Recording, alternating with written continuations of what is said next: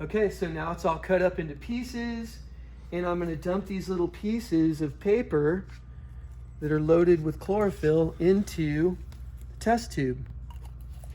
I'm just going to shove these things in there, and what's going to happen is the chlorophyll is going to come out of the paper and into the acetone. And that's plenty.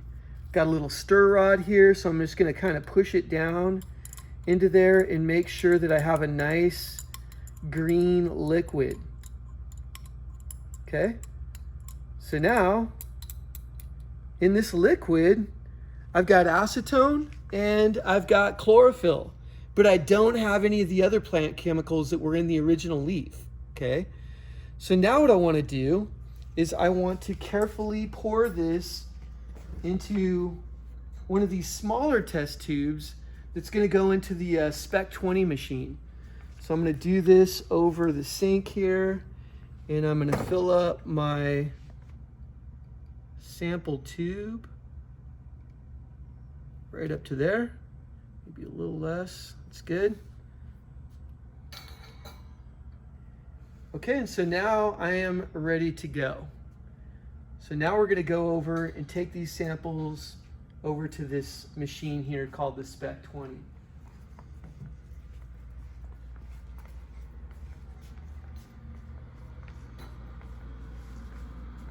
So in your lab, it kind of gives you a brief description about what this is and how it works, but it's really just a very, very fancy flashlight.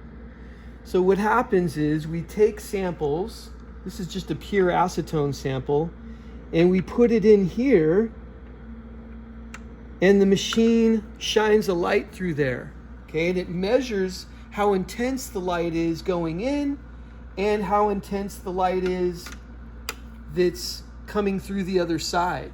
Okay, so the light shines through, measures the intensity on the other side. Okay, so the more opaque or the more that the fluid absorbs the light, the lower the reading is going to be on the other side. So the flashlight has an initial intensity, and then it measures the intensity after it goes through. And then it simply measures what the absorbance of that fluid is. Okay. So I'm going to prepare the SPEC 20 here. I'm going to get it all zeroed out and ready, and then we'll actually run the samples. I'll show you how it's done, and I will record the data for you.